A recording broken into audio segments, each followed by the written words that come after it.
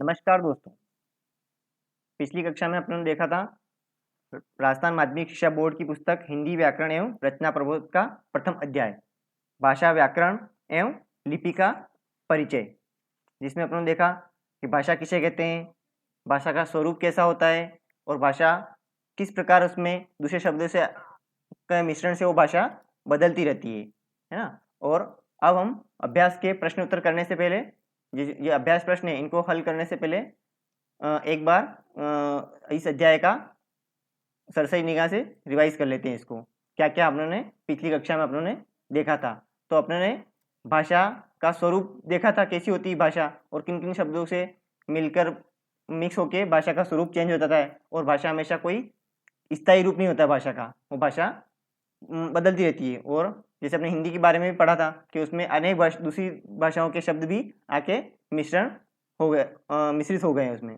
ठीक है, इस प्रकार आप लोगों ने देखा था। और भाषा के भेद देखे थे मुख्य रूप से। तो मुख्य रूप से दो भेद कौन कौन से थे? मौखिक भाषा और लिखित भाषा, है ना। और भाषा और बोली का मतलब भी समझा था कल हमने कि बोली किसे कहते हैं और भाषा किसे कहते हैं। और बोली को ही उपभाषा भी कहते हैं, है ना। तो भाषा और बोली का अंतर अपने कल समझा था कि विशेष क्षेत्र में बोली जाने वाली जो बोली है वो विशेष क्षेत्र का रूप धारण करने लग जाती है, तो भाषा का रूप हो जाता है, भाषा का रूप लेने लग जाती है। और उसमें साहित्य लिखा जाने लग जाता है और फिर उसका व्याकरण भी निश्चित होने लग जाता है। फिर देखा था अपनों ने हिंदी की बोलियां। ठीक है, जो हिंदी वर्तमान में जो हिंदी बनी है तो वो सी बोलियों का रूप है ना। तो इन बोलियों को 5 भागों में बांटा गया है। ये 5 भाग है। पहला पूर्वी हिंदी। तो पूर्वी हिंदी में कौन कौन सी बोलियां हैं? अवधी, बघेली और छत्तीसगढ़ी। फिर पश्चिमी हिंदी, इसमें कौन कौन सी बोलियां हैं? खड़ी बोली, ब्रज, बांगरू, बांगरू को हरियाणवी भी कहते हैं, बुंदेली तथा कन्नौजी। फिर नंबर 3 पे बिहारी। बिहारी की प्रमुख बोलियां कौन सी है? मगही, मैथिली तथा भोजपुरी। और राजस्थानी की बोलियां कौन सी? मेवाड़ी, मारवाड़ी, मेवाती और हाड़ौती। इन 4 बोलियों को माना गया है राजस्थान की बोलियों को, है ना। अब इसमें कुछ विद्वान ढूंढाड़ी तथा बागड़ी और मालवी को भी राजस्थान की अलग बोलियां मानते हैं। फिर 5वां भाग था पहाड़ी। और पहाड़ी के अंदर कौन कौन सी बोलियां हैं? गढ़वाली, कुमाऊनी तथा मंडियाली, ये बोलियां हैं। इन सब भी बोलियों का विकसित रूप क्या है? हिंदी भाषा है। ठीक है, इसलिए अपने हिंदी भाषा में जो उच्चारण है वो क्षेत्र के अनुसार अलग अलग थोड़ा देखने को मिलता है। ठीक है, और देखने को मिलता है इन बोलियों के मेल से ही हिंदी को फिर संविधान सभा ने 14 सितंबर 1949 को भारत की राजभाषा स्वीकार किया है ना। तो कल राजभाषा के बारे में भी समझा था अपनों ने कि जो शासकीय कार्य में जिस भाषा का उपयोग किया जाता है उसको राजभाषा कहा जाता है। फिर आगे देखा था हम लोगों ने हिंदी भाषा और व्याकरण, है ना। तो व्याकरण को किन किन भागों में बांटा है हिंदी की व्याकरण को? तो वो 3 भाग थे, शब्द विचार, वर्ण विचार, है ना। मोटे रूप से कितने? 3 भागों में बांटा है व्याकरण को। कौन से? वर्ण विचार, शब्द विचार तथा वाक्य विचार। ठीक है, फिर आगे अपने लिपि देखी थी कि लिपि किसे कहते हैं। कल समझा था थोड़ा कि लिपि जो सिंबल लिखते हैं किसी मौखिक भाषा के जो चिन्हों को लिखने में मौखिक भाषा में जिन चिन्हों को लिखा जाता है उसे लिपि कहा जाता है। मतलब उसको सिंबल है, उसको बोलेंगे तो उस अ के लिए कौन सा सिंबल बना, क के लिए कौन सा बना, तो वो सिंबल है, उसी को लिपि कहते हैं। ठीक है, और कौन सी भाषा किस किस लिपि की है ये पल पढ़ा था आप लोगों ने। संस्कृत, हिंदी, मराठी, कोंकणी, इन सब की लिपि कौन सी है? देवनागरी। और अंग्रेजी की लिपि कौन सी? रोमन। और पंजाबी की गुरुमुखी। ठीक है, फिर आगे अपनों ने फिर ग्रहित व्यंजन कौन से हैं, ग्रहित स्वर कौन से हैं वो देखे थे। और ये एक बार एक इंपॉर्टेंट बिंदु है, पुनः याद रखने योग्य, इनको देख लेते हैं। हम अपनी बात एक दूसरे को भाषा के माध्यम से ही कहते हैं। ठीक है, भाषा के 2 रूप होते हैं, मौखिक और लिखित। मौखिक भाषा को लिखने के लिए जिन लेखन चिन्हों का प्रयोग किया जाता है उसे लिपि कहते हैं। लेखन चिन्हों के लिए जिन का प्रयोग करेंगे वही लिपि कहलाती है ना। जब आपने सुना भी होगा कि कहीं कहीं पहले सभ्यताओं में मिली हो चित्राक्षर लिपि, मतलब जिस लिपि के आकृति चित्र के समान हो, है ना। तो इस प्रकार हर भाषा की लिपि अलग अलग हो सकती है। भाषा के सीमित क्षेत्र में बोले जाने वाले स्थायी रूप को बोली या उपभाषा कहते हैं। अगर कोई भाषा है और वो सीमित क्षेत्र में ही बोली जाती है तो वो क्या कहलाएगी? बोली कहलाएगी। और वही अगर उसका विस्तृत रूप हो जाता है और उसमें साहित्य लिखा जाने जाता है, उसका शब्दकोश निर्धारित हो जाता है और उसका व्याकरण भी बन जाता है, तो वो भाषा बन जाती है। ठीक है, हिंदी की 18 से 22 बोलियां 5 उपभाषाओं में विभाजित की गई। जो भी अपने अभी वापस देखा कि 5 उपभाषा कौन कौन सी है, वो भी अपने देखा। पूर्वी हिंदी, पश्चिमी हिंदी, बिहारी, राजस्थानी तथा पहाड़ी, है ना। फिर इनकी उपबोलियां भी थी अपने देखी अभी। भाषा को शुद्ध लिखने व बोलने संबंधी जानकारी देने वाले शास्त्र को व्याकरण कहते हैं, ठीक है। और हिंदी भाषा की लिपि कौन सी है? देवनागरी लिपि। अब आते हैं अपने अभ्यास प्रश्नों पर। पहला प्रश्न है, निम्नलिखित में से राजस्थानी की बोली नहीं है। तो मेवाड़ी है, मारवाड़ी भी है और मेवाती भी है। कौन सी नहीं है? अवधी नहीं है। अवधी राजस्थानी की बोली नहीं है। फिर प्रश्न नंबर 2 देखते हैं, सीमित क्षेत्र में बोली जाने वाली भाषा के स्थानीय रूप को क्या कहते हैं? रूप को कहते हैं। तो सीमित क्षेत्र में जो बोली जाती है उसको क्या कहते हैं?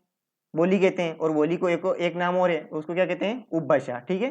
तो जो सीमित क्षेत्र बोली जाती है उसको उपभाषा कहते हैं। राजभाषा भी नहीं कहते हैं, राष्ट्रभाषा भी नहीं कहते हैं, और उसको संपर्क भाषा भी नहीं कहते हैं। वो क्या कहलाती है? बोली या उपभाषा, ठीक है। तो ये उपभाषा राइट है। प्रश्न नंबर 3, निम्नलिखित में से किसकी लिखी देवनागरी नहीं है? निम्नलिखित में से किसकी लिपि देवनागरी नहीं है? तो नेपाली, हिंदी, पंजाबी और संस्कृत। तो नेपाली की है, हिंदी की भी है, संस्कृत की भी है, पंजाबी की नहीं है ना। तो पंजाबी की लिपि कौन सी है? गुरुमुख लिपि। खड़ी बोली हिंदी के किस रूप से निकली गई है ना। तो खड़ी बोली अपने देखा था किस रूप से निकली है? पश्चिमी हिंदी से निकली है, ठीक है। इसके आंसर भी दे रखे हैं नीचे, ठीक। अब आते हैं आगे के प्रश्न में। भाषा किसे कहते हैं?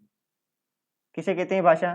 तो भाषा एक माध्यम है जिसमें मनुष्य अपने विचार लिखकर, बोलकर या सुनकर एक दूसरे को व्यक्त करता है, वो भाषा कहलाती है, ठीक है। फिर नेक्स्ट प्रश्न है, भाषा के कौन से 2 रूप होते हैं?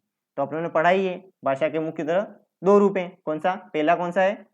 पहला है मौखिक और दूसरा लिखित, है ना। तो भाषा के 2 रूप मुख्य रूप से हैं, मौखिक और लिखित।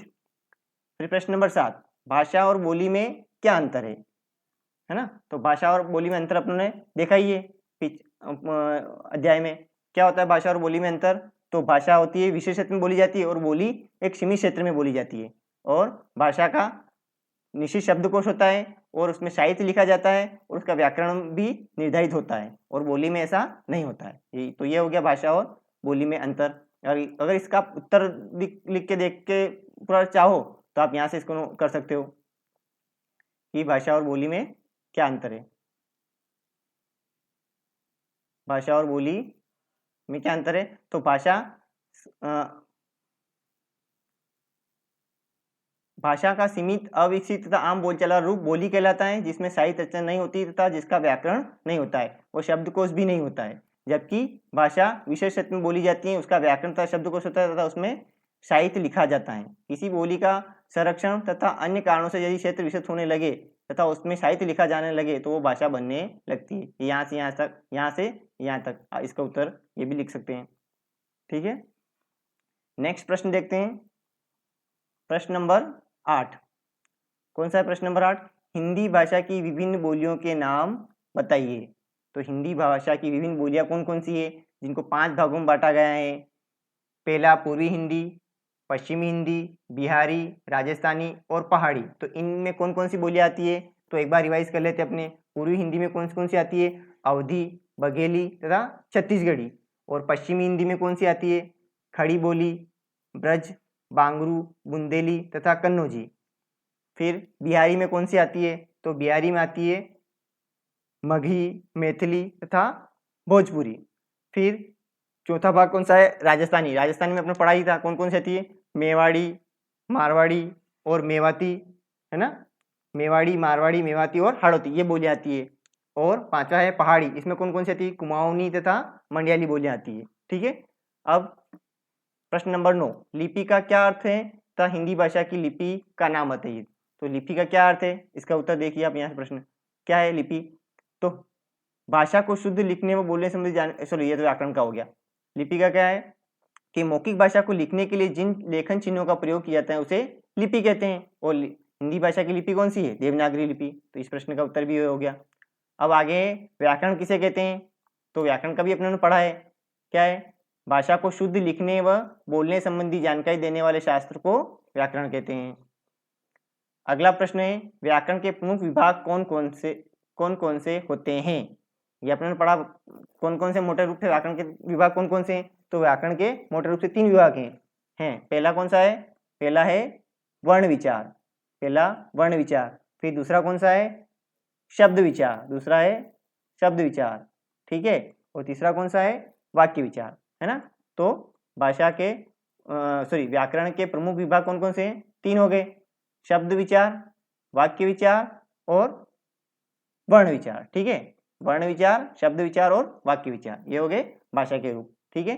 तो आज हम इन प्रश्नों का अध्ययन किया और आप भी इनको एक बार वापस पढ़ के और रिवाइज करके देख सकते हो, ठीक है। अब नेक्स्ट क्लास में अपने पढ़ेंगे लेसन नंबर 2, अध्याय 2, वर्ण विचार एवं अक्षरिक खंड।